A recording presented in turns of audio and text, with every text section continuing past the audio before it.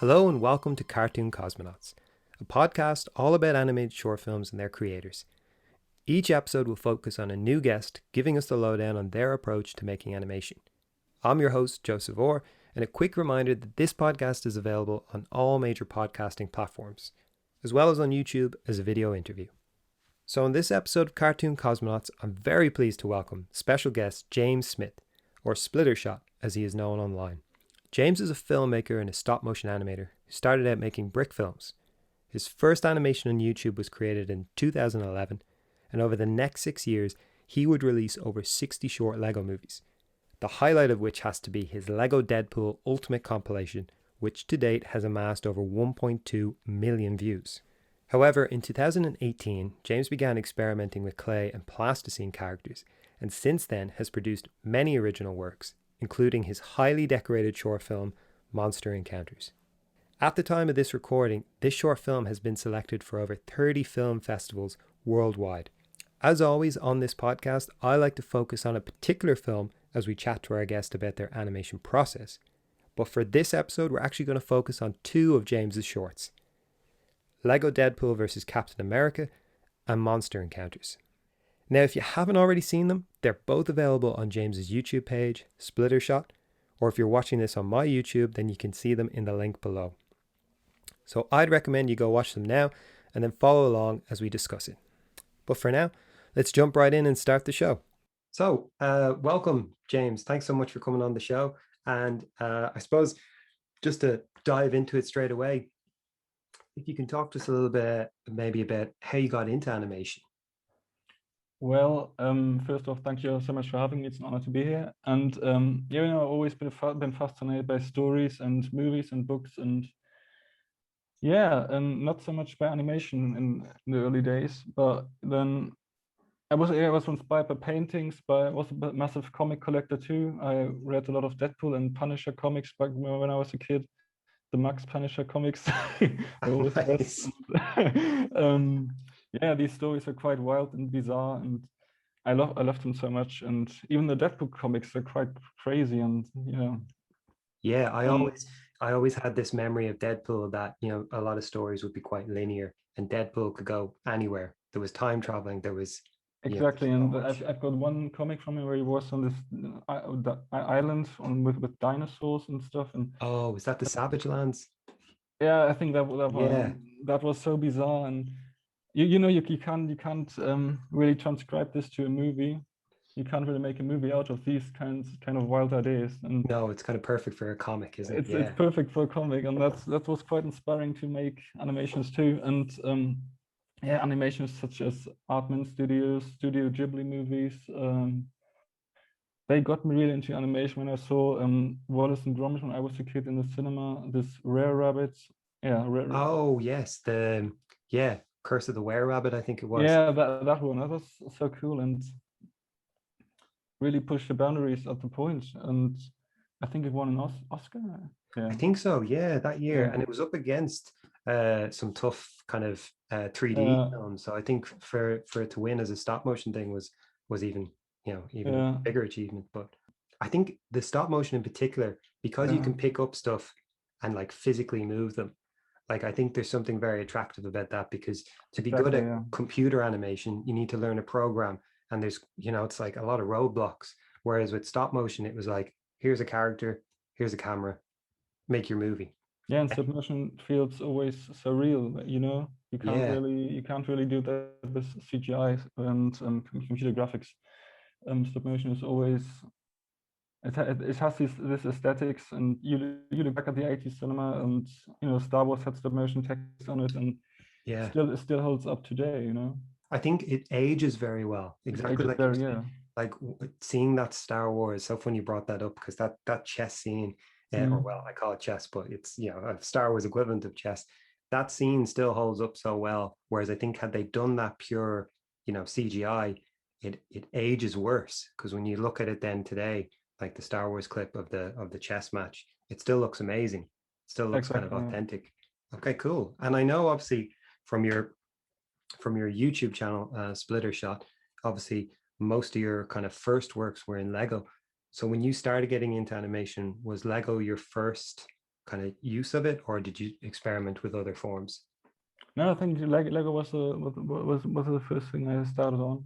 Okay, perfect. Yeah, And did you perhaps have a Lego in the house, or was it like? I had Lego in the house. I was a wild kid with lots of Legos and sets and especially Star Wars sets. I have lots of Star Wars sets, and Yeah, same. yeah, but I was the one who destroyed it all. I got the big sets, built it up, and then immediately And then you break it apart. destroyed it and built my own stuff with it. Oh, brilliant. Okay. Yeah, I was a Exactly. real stickler for the rules. I'd build it and then I'd like keep it somewhere. I was like, no, no, no, don't touch that. I was afraid it might break. And I kept all the manuals just in case it did. So I could put it back together. I had like boxes of manuals. It's like, why do you have all these things you never use? Like, it's just in case. You never know. Exactly. Yeah, that's a nice approach. And I seen on your it's so nice seeing your YouTube channel because you have kind of some of your earliest stuff. Because I know some channels they have a tendency to maybe just put up their kind of finished, like polished stuff. But you have your earliest video, I think, is like 2011, and it's like the golden target. Was that Yes. was that one of your first ever animations? No. I started in 2008 Oh wow, when I okay. was 12 years old. But I can't really show these kinds of. They were so bad, so not good, Okay. just not good. And Well, we all need to learn. yeah, exactly. And I remember I had this weird filter where you had to put this filter on, and it looked like a comic book. And Oh I had, yeah. yeah, exactly. And I thought it looked cool at the time. Now I don't know why I did that. Yeah, when you um, look back sometimes you're like, why did I put why? that on everything? Yeah. What was the intention behind that? Yeah. And yeah, and it was Batman versus the Joker, and they are having a short fist fight, and then he calls the Batwing, and it lands a rocket and Oh wow. destroys the Joker. But it sounds better than it actually is. Yeah. It's better It's it's better really, being told as a story rather than seeing it. And but yeah. when you started out, were you like, what kind of equipment were you using, say for your like the gun target one, which was 2011? Were Mm. you using like just a normal camera, or what kind of equipment? Well, yeah, exactly. When I started out, I had a separate channel where I uploaded a lot of videos. When I became to a level with, I thought, yeah, the animation looks quite all right. Then I started my Splittershot channel and deleted the old one. Oh And wow, okay. yeah, exactly. Before that, I think I used a webcam, the Logitech webcam, and Yeah, that seems to be the go-to webcam. There's on so this many people that have used that I've talked to, and it's like the sort of the pedestal. yeah, exactly, on this classic software, Monkey Jam. I don't know. Oh yeah, brilliant. Yeah, Okay. It's funny, that yeah. And I think that was a free kind of open source one, wasn't it, Monkey Jam? mm, And it's that was an great. open source one. Yeah. And so you had a channel where you were kind of doing all your sort of test footage, and then when you felt it got to a level, you were like, okay, right, now I'll start kind of my Splittershot channel, and this is where I'll upload my kind of shorts and stuff. Exactly, and I even on my old channel I had three movies which are quite good. I thought they were which are quite good. I don't know. I haven't seen them in a long time. Okay. Now we're different. Yeah, But it's funny. Time passes and you go, oh, I remember that being a lot better. You look exactly. back, you go, oh. And yeah, I then I started using the Nikon Oh, a and DSLR. DSLR in Wow, okay. 2011 with the golden target one. That was the first one using I've used the Nikon on. Brilliant. Because I was going to say, I noticed in that film, there's a really nice kind of focus pull. I think Yeah. it's like as the guy gets to the counter and gets the golden bar, he Mm. looks at a window and you see it from the window and it kind of just sharpens and you see the Yeah. sniper rifle. And I was thinking, God, that's the fanciest webcam I've ever seen. But I was like, so that was obviously a DSLR camera. But okay. And was that your first time using a DSLR camera, or had you used it That was previous? the first time I've actually used a DSLR. Yeah, First time, and okay. I And bought the DSLR extra for the film, and for future animations. And the thing with this Golden Target movie was that it was planned to be longer. I planned like 3 months beforehand to make this movie like 10 plus minutes, oh and it wow, okay. turned out to be 20 seconds Yeah. something.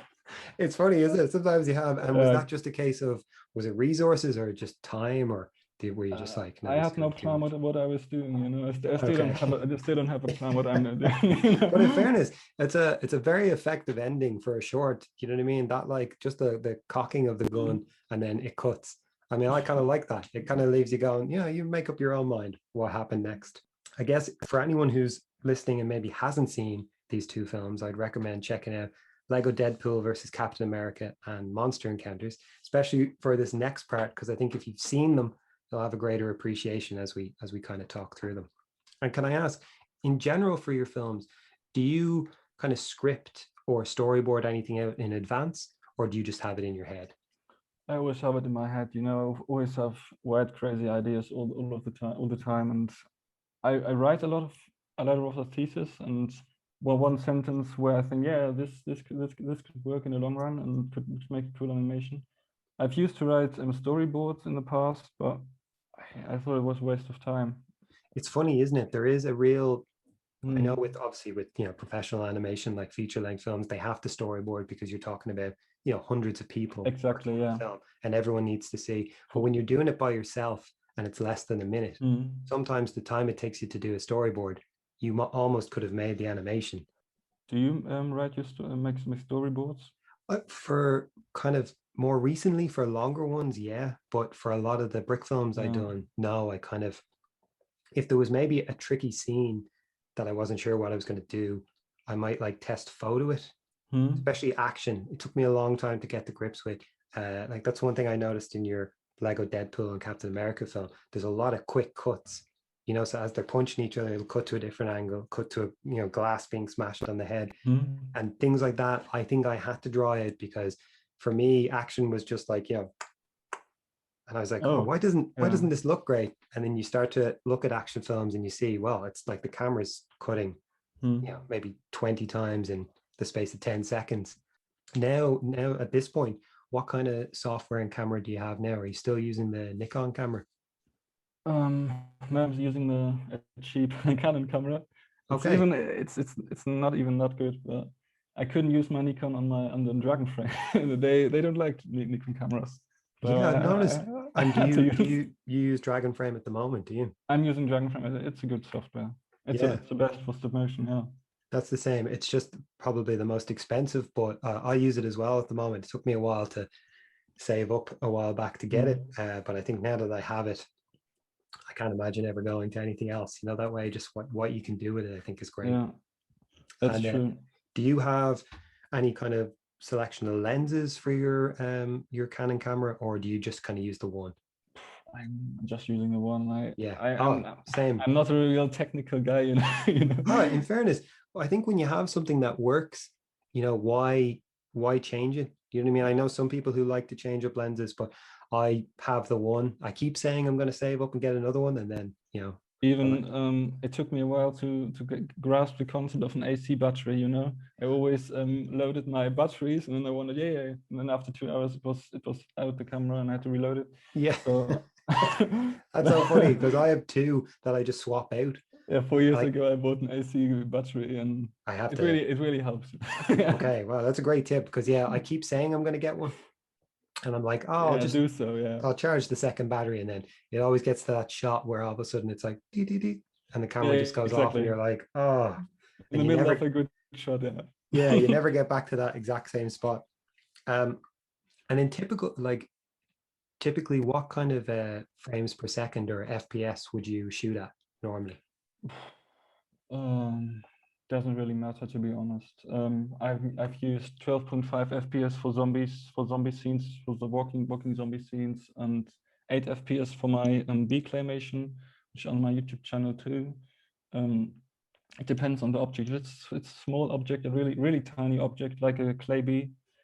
You know, you have to think differently about the FPS you're using, because Okay. 24 FPS would be quite a challenge on such a tiny object. So I've Yeah. used 8 FPS for that to have also this choppy flying effect landing on this flower. And yeah, I've been using 15 FPS for all the dialogue sequences Okay. and action sequences. And That's very interesting exactly, yeah. because So you would use kind of different maybe frame rates in the same film. So a Yeah, different frame rate for dialogue. And okay, yeah, that's very depend interesting. depend yeah, depends on the feeling I have. And I think the only time I've adjusted the frame rate is when I've been trying to do something in slow motion. You know, Mm. there's some great shots in other brick films where you see, Yeah, yeah, yeah. two guys coming at each other with swords, and it'll go like, "Boom," and they're moving super slow. And I'm always like, how did they do that? I'm like, maybe I can slow it down a bit. But that's very interesting. And when you approach a film, so say you're sitting down to make your next kind of brick film, do you kind of have an idea of a frame rate in your head, or do you just start to animate and kind of adjust and see what looks better? I'm just a spontaneous guy, man. Spontaneous. Okay. Oh, brilliant. I love it. Yeah, I just do what feels all right, you know. And I And suppose that's the great thing about Dragon Frame is that you can watch it back almost immediately. So you can be exactly, kind yeah. of like seeing, is that too quick? Is that too slow? Kind of Mhm. adjust it as you go. But Brilliant. there are many features in Dragon Frame I didn't really get. So Oh, same. I think I've barely it's a scratched the complicated surface. software. I know how to capture pictures. I know that there's you can load in your dialogue, Yeah. which I've tried once or twice, but I'm still not comfortable enough to properly use it. So yeah, I really need to. I feel like I've just scratched the surface, like the Mhm. tip of the iceberg. So I do need to sit down and learn more. Yeah. And can I ask, what do you use to edit? Um, well, for all my stop motion films, I'm using Final Cut. Brilliant. But for other works, I'm mostly using Premiere and After Effects because they interact so well together. Yeah, And yeah, with Final Cut, it's I think it's way better than Premiere and far easier to use, and you can create amazing results with it. yeah. And I love the magnetic timeline. But with After Effects and Premiere, you have this great interaction. You can create the title sequences and put it back into Premiere and then to After Effects again, and They speak you to know, each other a lot better. exactly speak to It's each other. Yeah. interesting because I use Final Cut as well. And like certain other like kind of jobs I've done or places I've worked have used Premiere Pro because I think exactly like you said, you have Mm. After Effects, you have Photoshop, but I always found it quite difficult to get used to Premiere Pro. I don't know if it's because I haven't given it a proper shot, but to me, yeah, Final Cut Pro, I'm like, you can pay a one-off license. Yeah. You buy it once and then you have it. Whereas I think the The only Premiere subscription. Pros, Yeah. yeah, you know what I mean? That's where they kind of get you. And I'm always like, it's tough when you're on a Yeah. budget making hobby films, you know what I mean? Yeah. It's Final Cut was kind of the nicer option. Okay, interesting. So just I suppose to move on to kind of specifics, I thought I'd start with the Lego Deadpool versus Captain America. And you kind of talked about this earlier, but your kind of love of Deadpool, did that come purely from the comics growing up? Exactly, from the comic books. There wasn't even a movie when I was a kid. It came out in 2015 or 15. Yeah, Yeah, the movie's quite Deadpool. recent, isn't it? Yeah.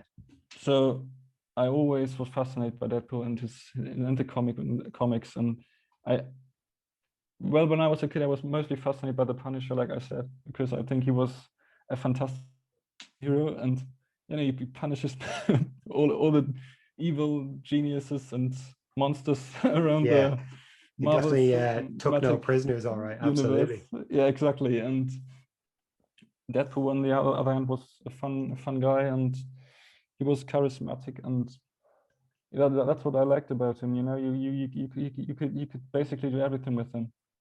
Hey. So in 2012, I made the first Deadpool animation.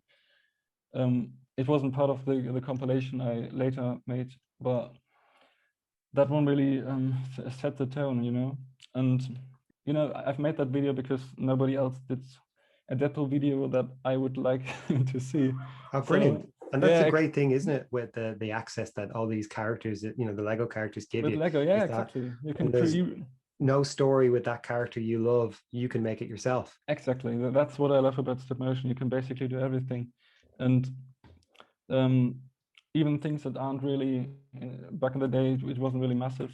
The Deadpool audience. It was a massive audience, but not like today because of the movies and Ryan Reynolds and Yeah, the movie has everything. given it Yeah, like an explosion almost, hasn't it? Whereas, exactly. and I imagine you have a fair stack of Deadpool comics over the years. I have them in a cellar. I put it all in the cellar. Okay, But nice. Keep them safe. yeah, keep them safe. Um, Absolutely. So with Deadpool versus Captain America, when you start an episode like this, I know a lot of your Deadpool episodes are connected. So kind of one ends almost sort of setting up the next one. So with these episodes, have you written them all in advance, or do you finish one and then think how you're going to start the next? finish one, and if I like it, I continue to make another one. But with Deadpool, I always made them separately in about 2 weeks each. I've made the first one of the compilation in July 2015, I think, in 2 weeks. Wow, The second one 1 month later, and that's a pretty good yeah, turnaround. 2 weeks. Is that from like animating, editing, and everything? Like that's getting it yeah, all done in two that's weeks. everything. Yeah, and Wow. with lines, you're waiting for the for to receive all the Yeah. lines, and that takes some time sometimes. Yeah, Absolutely. but I'm absolutely grateful for all the fantastic voice actors who voice in my movies. Always Yeah, did in such an fairness, amazing job. Yeah, it's got a great caliber of cast because that's one thing. But when you sit down, I kind of love. I think my two most sort of enjoyable themes have been Star Wars and Marvel, just because I love those films and I think of stories quicker. But it's tough when you've written the lines for a character to then find a voice for. It's very easy to write dialogue for Captain America, and then you're like, who am I going to get to play him? Because there's a exactly. certain type of voice. Um, and I suppose with you were saying you film them kind of all separately, so you'll finish them and then you'll do the next one. Um, and do you have the voices in advance? So do you get them to send you the voices and animate to it, or do you like kind of do rough versions yourself? Um, I wait for the lines to start the animation. It's always Okay, like I first write the script and the dialogue, and most of the time I don't really even write a script. But for these dialogue-oriented films, I always write the script because, of course, you need all the dialogue. all the And dialogue. yeah, obviously, yeah, and yeah, and you wait for the lines and start the animation, and yeah, it's always quite with these Deadpool of my films in general. It's always quite a random idea, and I don't really have a plan and make them in advance. It just happens, It just comes It's together. just Ah, how that's the beautiful thing about it. my You know what I mind, mean? yeah. And do you I'm how did you contact these people? Was that through YouTube or was it through like a brick filming forum? uh, well, I had different approaches. Some, Zach from Mind Game Studios was always quite an inspiration for me, and I love his movies and his Lego films. So I just asked him, and he was right on board. And Brilliant. Joshi Wu, who voiced Deadpool in the Deadpool compilation. I've watched a bunch of his movies and his short skits, and I really loved him. And he's a great guy. So yeah, that was the reason. I really loved Brilliant. his work. Yeah, and And do his you voice. find, like in my experience, it's so nice in these brick filming communities because everyone is quite generous with their time. You know what I mean? Yeah, You really like someone's films, you kind of message them saying, "Hey, would you ever be interested in doing this?" And they say yes, and they actually do it. And you're like, exactly. it's amazing because most times people say, "Yeah, yeah, sure, sure," and you Mm. never hear from them again. Whereas I think people are very, very kind of open with their time. They kind of say, "Yeah, I'll do that." Yeah, some voice actors or some voices really surprised me. They have a massive audience, so I'm really grateful they voiced in my films too, and Yeah, because I myself am a big fan of most of the voice actors who playing the roles in my movies. I'm quite so picky with choosing the right voice for the yeah, characters because I have to like them and they have to have a distinctive voice. yeah. So yeah, I completely understand that because there's a character who has a very specific voice, and even though someone might be good, they might deliver the lines well. If their voice doesn't sound like it can kind of throw you exactly. off. You know what I mean? Like if you're doing a Thor, you need someone who speaks like Mm. that, or like you said, a Deadpool. Okay, that's interesting. And there's a lot of I can kind of mention this earlier. There's a lot of quick cuts in your Deadpool film, like a lot of like Mm. good action pieces. Is this something that you had to practice in advance, or do you just kind of go I for it? just came up with this in the process. I never write action sequences. I write, I sometimes I write short sentences but they're so roughly and short. So most of the time I just do it, I just pick up the camera and set it all up and just go crazy with the animation and Okay, brilliant. See where it goes. Yeah. And does it ever work out that you're not happy with how it's turned out and you reshoot it, or do you kind of just always like take bits that you like and maybe reshoot a small piece? Always. I'm never happy with the result. But Okay.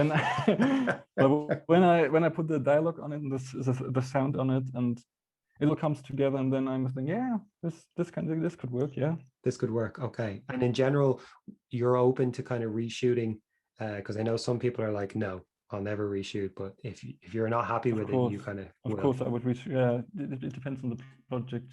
I've done it a couple of times, but not so. Yeah, a couple of times I did that.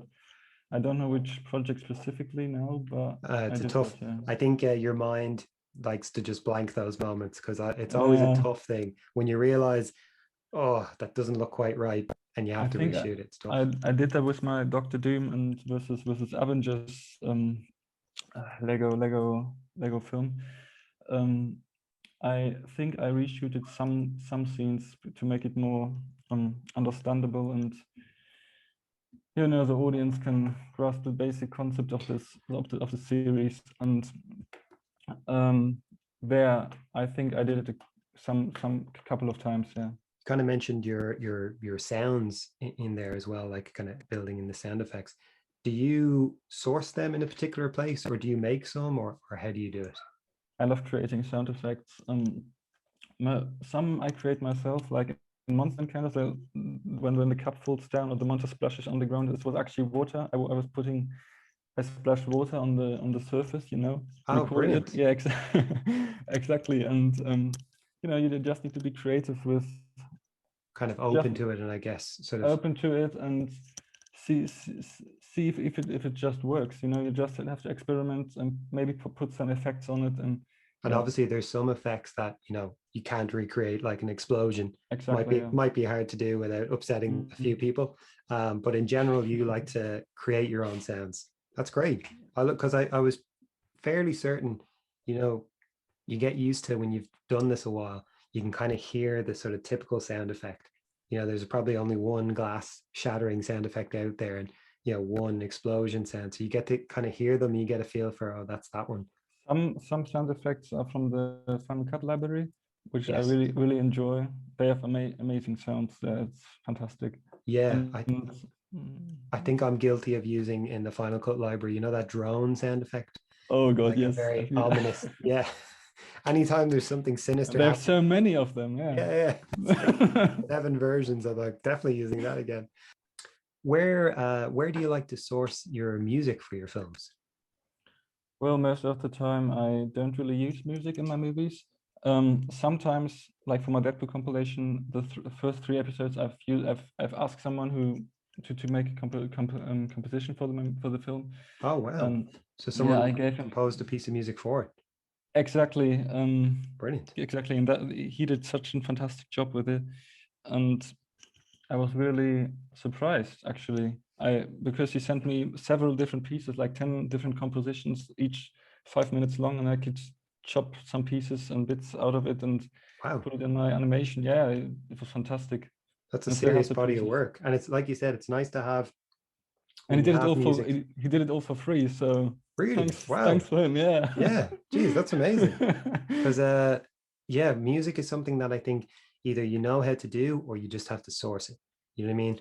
Some people are quite good, I think, at like composing simple themes, and then otherwise it's sourcing music, or availing Mm. of nice generous people like that who can write something for you. Yeah, I always want to compose my own music for my films, but I'm just too lazy. It's I think stop motion is so time consuming that when you get out Exactly. the end, for me a big satisfaction is posting it, getting to Mm. show it to people. So I think to finish the film, which could take you weeks sometimes, and then to have to sit down and write some music, that could be another few weeks.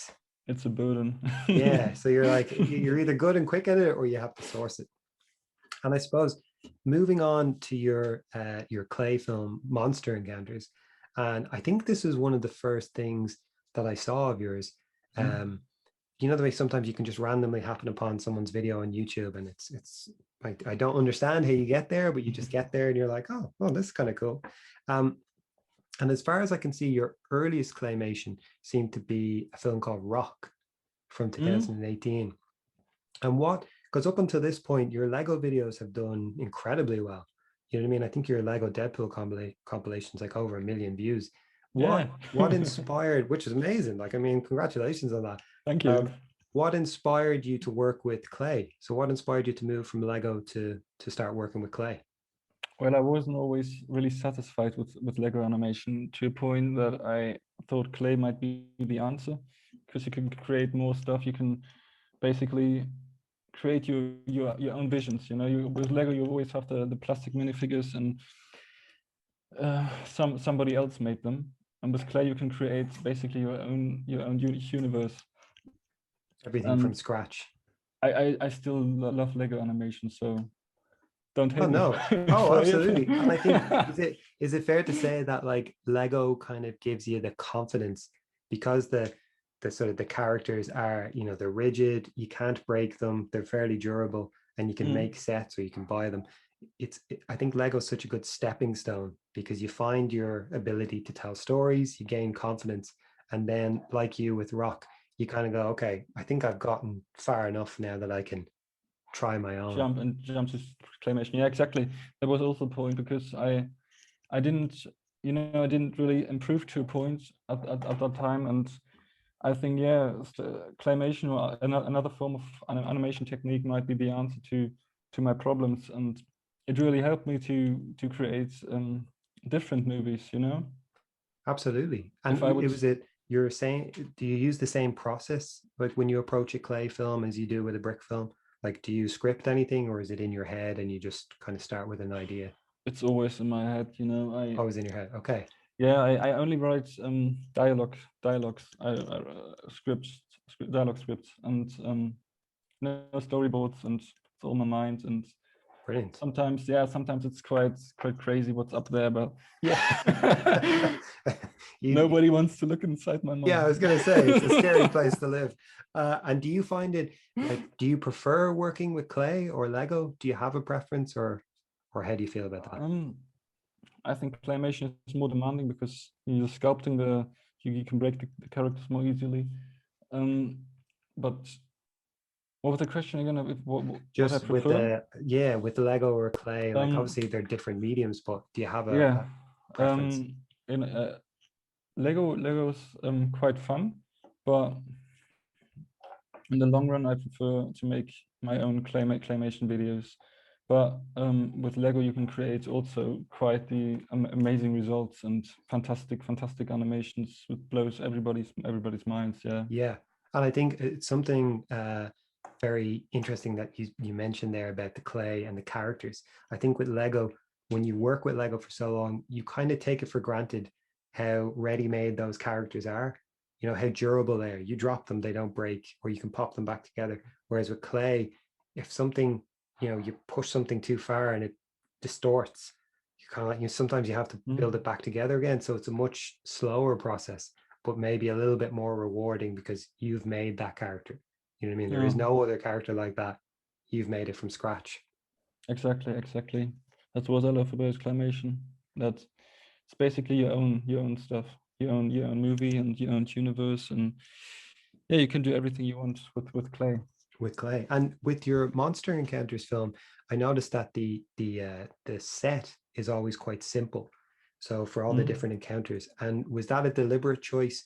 Because the lighting is really nice behind it, kind of on the sheet, but it kind of draws focus to the monsters. Was that something that you ever thought about, or were you kind of like, I just want to keep focus? I wanted to actually I didn't plan to make it a movie, a short film. I was only these short sequences for my Instagram account. But then I thought, yeah, well, this could be a cool idea to make it into a short film with different monsters who encounter different peoples and dismember them and kill all of them. Yeah. What I will say is, for anyone who hasn't seen it yet, if you're a fan of a happy ending, you're going to be a little bit shocked. But okay, no, that's excellent. And because it's a really kind of unique layout to a story, you know, like kind of almost like chapters. You're kind of doing, you know, a human versus how they've stumbled across their monster. You know what I mean? Sometimes it's purely by chance, and sometimes they, Exactly. you know, they've made a mistake and something's kind of blurted out. And they're really the first green monster. So in the first encounter, the kind of swamp creature looking guy, he's one of my favorites. The texture on him is pretty incredible. Is Thank you that so like much. is that something you worked on to get it to look like that? Because it almost looks kind of bubbly. Yeah, that was quite a challenge to achieve actually, because you know, when I animate, I never really have a plan. You know, I just found this pencil then, and then I stuck it all over the body, and Oh wow. it recreated these different shapes of him. Yeah. And each frame I had to, you know, pick with the pencil um, the monster. Every frame. I had to stab him, you might say, Gee. and Poor guy. poor guy, yeah. And And you were so doing that every frame. I was doing that every frame till the end of the Claymation, till the end Wow. of the Because I was going end to scene. say his skin does look like it's kind of living. Like Mm? it feels like it's kind of bubbling and moving and stuff. And I was just, I kept watching that clip in particular because, you know, when I'm a very jealous animator, when I see something I like, I'm like, how did they do that? I'm kind of slowing it down and I'm trying to figure it out. And I couldn't get a feel for how you done it. So you were marking it each time. Exactly. Yeah, exactly. And Wow. I I also thought that maybe perhaps I shouldn't do that. Perhaps it will ruin the whole concept, because you know I built this character and I didn't want to redo this whole scene. You know, I had to resculpt this guy, and Yeah. that took me nearly 5 hours to create this man. Okay. So you're like, I don't want to ruin them, but this could look good. So it was just kind of a bit of a gamble. It's always a gamble with claymation. You know, you never know Yeah. what how it will turn out, because And were these pure clay? So did you have like an armature or a skeleton inside them, or were they just pure pure blobs clay, of clay? pure Pure clay. clay. Okay. I have no idea how they do that with the amateur. I did that once in my animals habitat environmental short film. I've used it on a reindeer with amateur in it, Oh yeah, yeah, I but seen that. Yeah. yeah, and I still like how I did the scene. I have no clue. You know, it Just was blacked out. yeah, because I didn't even understood the concept of the amateur inside the clay character. I only saw some videos of people who did that, but I thought it was it's more challenging, you know, Yeah, because it you seems like sometimes that's another yeah, step up. sometimes the amateur will stick out of the clay Will and come through. Yeah. I come think through the clay. all I've Yeah, ever seen of armatures is, you know, like Wallace and Gromit, where they're these big production companies and they seem to be able to like make a mold of it almost and, you know, pour it in and wrap it around. But they have multiple versions. Whenever I've tried to do it exactly that, kind of parts of it are poking out. exactly. I have Just no clue how they do that. Yeah, it's and a it's it's also another level. with Leica Studios and Artman Studios. They're fantastic with these amateur stuff. I you know I perhaps on my next animation I will use some amateur stuff, because you know you can move the hands more More freely. freely, and now I I'm think quite once you limited. master, yeah, I imagine that I think it's very impressive that you managed to do it without it because that's one of the things that struck me, especially some Took of the some nerves. yeah, I was gonna say, and was there ever any moments where the thing would just fall over and you're like, oh God, am I gonna All have the to start time, again? yeah. I have to redo the cap scene, for example, where the arm always felt off the character. Oh, is that where he So takes the sip and it kind of whereas he drops? takes the zip and drops it, and then there comes this alien reference where the Yeah. monster jumps out of the Yeah. body. Yeah. That was very nice. Yeah. Wow, okay. Exactly. And did you ever use any kind of supports or anything to hold the characters up, like, you know, something that you'd have to mask out afterwards? Or was it just they're always holding their own weight? They were always holding their own weight. You know, I don't like masking. I think it's a tedious process. I do that, of course. Of course, I do that for a couple of scenes, but I try Yeah. to avoid it. And in this Monster Encounters movie, for example, for the last scene where the monster jumps from above Oh, on the yes, guy yeah. with a shovel in his hand, and yeah, I didn't mask that out. You know, I tried to position the camera in a certain angle that Oh, it brilliant. was, you know, it still worked without masking. Yeah, I think, geez, if you can find creative ways or angles or ways to hide it, I think you're far better off, because I mask, a fair bit when I have to, but always afterwards I regret it. I'm like, Yeah, why it's didn't I find a tedious. better way? Because you could do a close up or a cut or something, but I did that with my magic, what was it called? Magic box. Yeah, magic box. That one. oh yeah. I masked a whole day, you know. It took me a whole day to mask this whole on film, and it was like 20 seconds long. And you know, I could have spent my time more Yeah, efficiently. I think it's just so energy sapping. It's Yeah, not like editing or animating where it's fun and it's rewarding. I think clicking around something and moving, you're like, oh my God, why did I do this? this was a mistake. Yeah. And I know you mentioned this earlier about doing your own sound effects, but especially for monster encounters, the sound effects are just very like satisfying and very crisp. And Mm. was that something that you purposely set out to try and make your own for that? I know you were saying about the water cup falling, but were there other sound effects that you made yourself in that film? That was the only one I I imagine can. the monster sound you kind of had to source. Was that Yeah. from Final Cut or? Um, which monster sounds? I think I remember the swamp creature definitely has a very as he kind of swallows your manhole. Oh, yeah, yeah. I recorded my own voice for some for some of the Did you? scenes. Wow. Exactly for the growling And monsters. did you And have to kind of distort it somehow or put an effect of on it? course I put tons of effects on it. Okay, I And was going to even say if you were able to do that with your normal human voice, I was like, you're in the wrong field. You have um, a different career path lined up.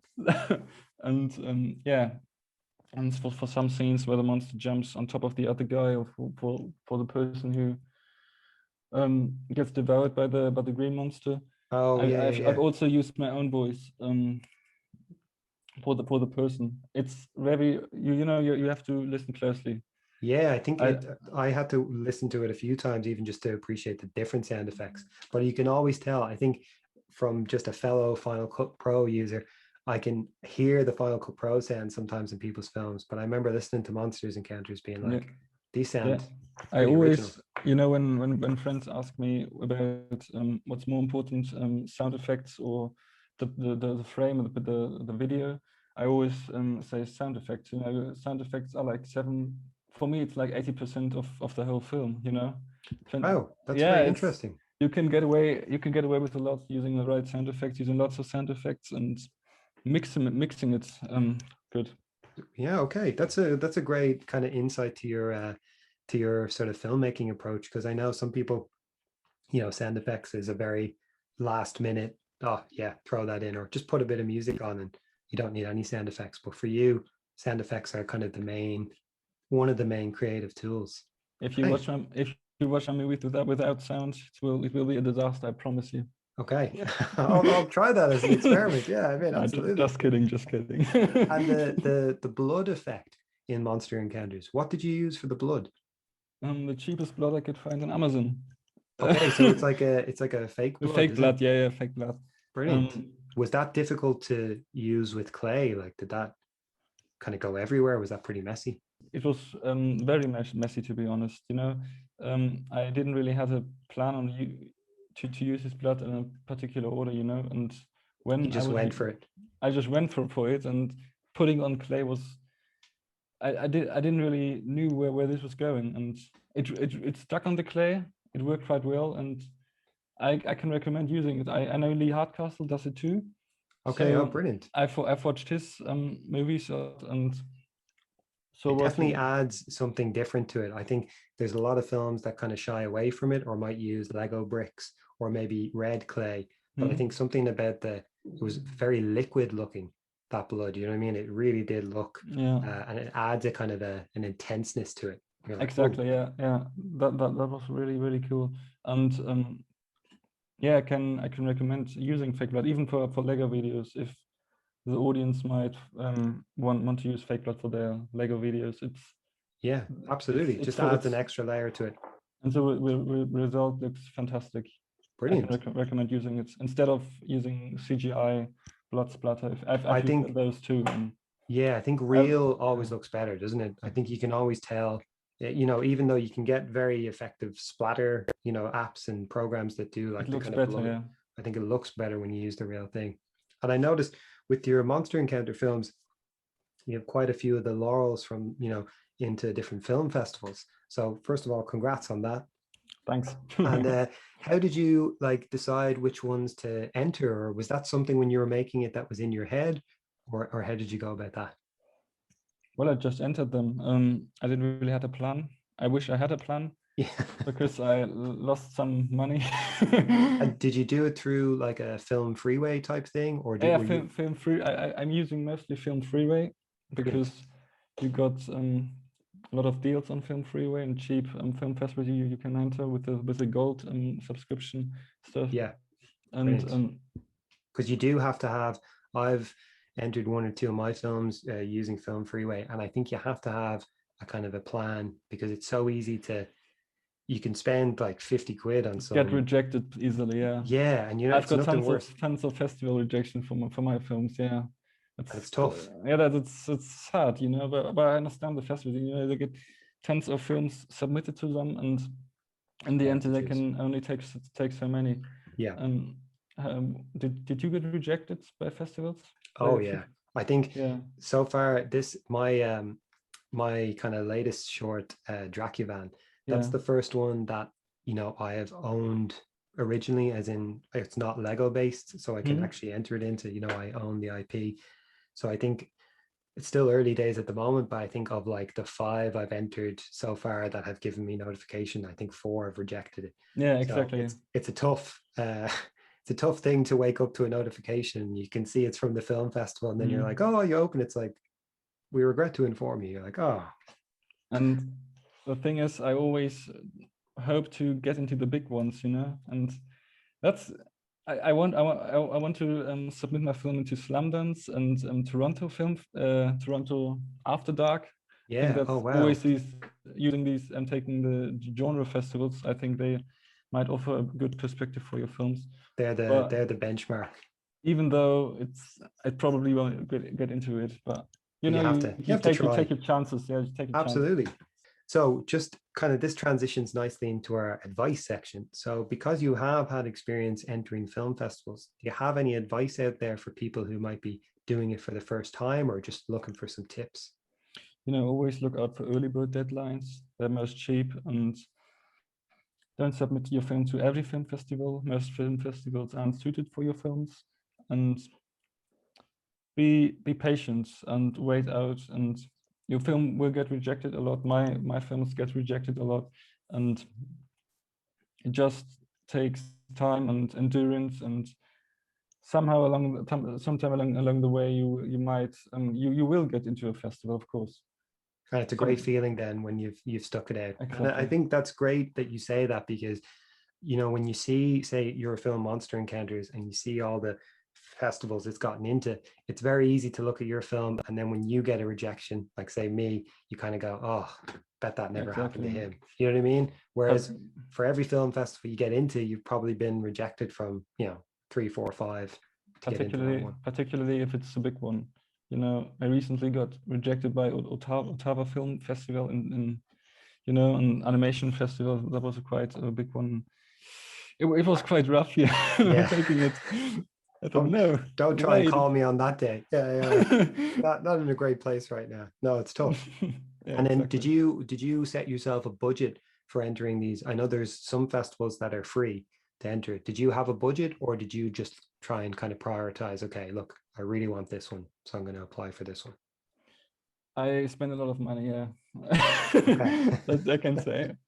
And that's, I mean, it's something that you either want or you don't. And I think when you want it, Yeah, the you thing have to is, spend a you bit. know, I don't spend any money on my animations, so I can spend money on film festivals. It's Entering okay. into film festivals. Okay, brilliant. And have you, I know with obviously everything that's been going on with COVID and everything, have most of the festivals you've been a part of online, or have you gotten to go to any of them, or Yes, I've been part of some festival Q&As which were online, oh and brilliant. exactly, they were really fun, especially the Horror Hound online festival. You know, they asked me really tough questions about my movie, my Monster Encounter film, and Okay.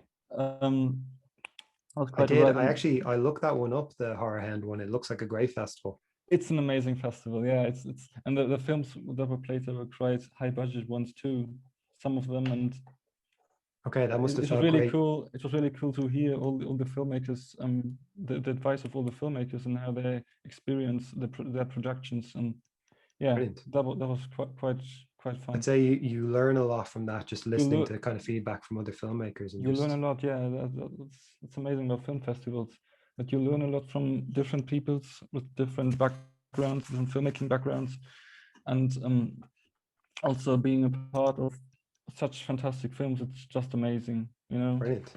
No, that's great. Thank you so much. And I know obviously the majority of your films are kind of posted on YouTube, but is there anywhere else that you like to post your videos? Is there any kind of forums or social media sites or anything like that? Well, at the moment, I'm not a big fan of YouTube anymore because they we restricted the possibility to gain more, get more views on your films. It's difficult. Okay. It's tough algorithm.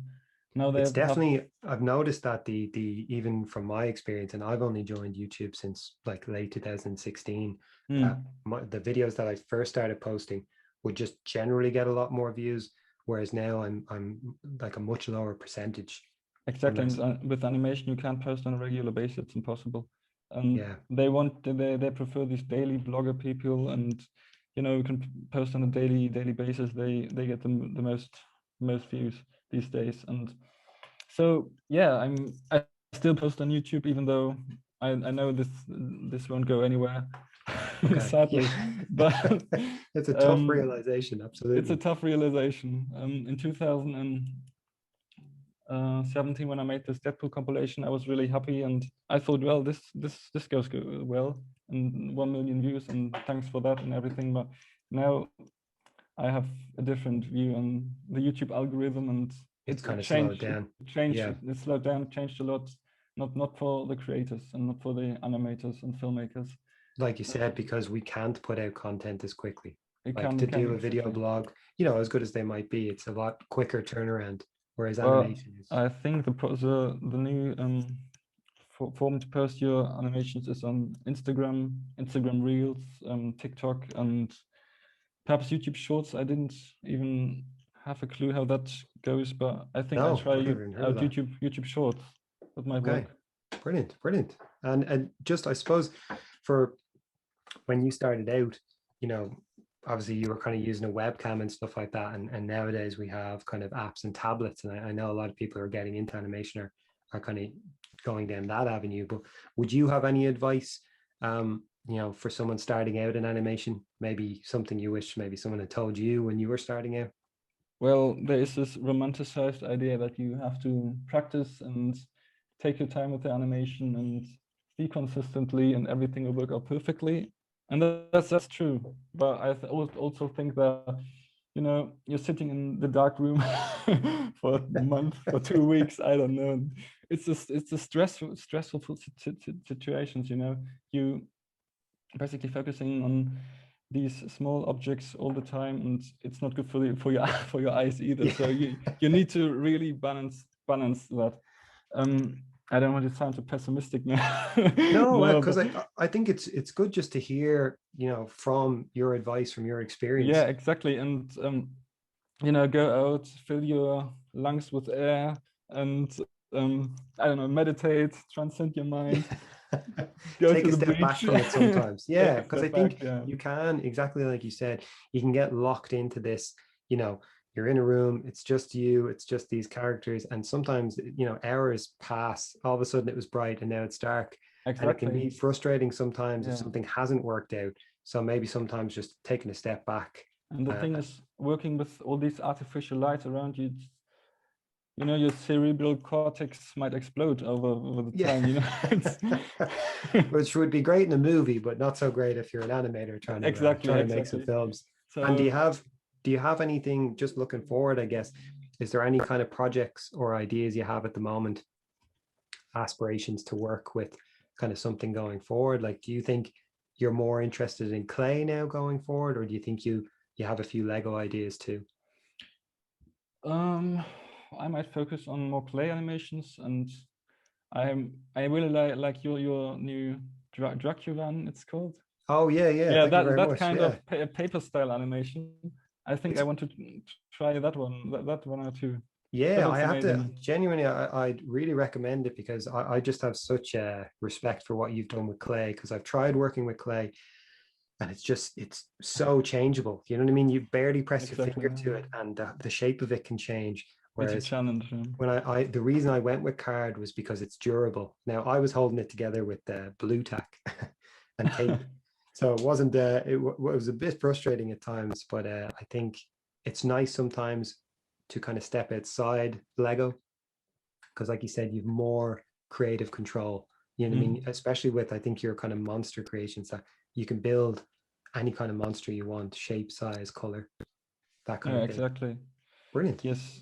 And then I suppose just finally, I guess, where people can reach you. Where's the best place to get in touch with you if people kind of like your work or want to contact you? Yeah, they can contact me on my YouTube channel. I've also got an email. They're linked to my email, and my Instagram page. I don't check my message on TikTok regularly, on my Twitter, and social media stuff. In general. Okay, brilliant. Brilliant. Yeah. Absolutely. Well, can I just say thank you so much for taking the time to talk through your films. I definitely look forward to seeing kind of what you do next, especially with clay. I'm always really fascinated with the completely original things where someone has made them from scratch.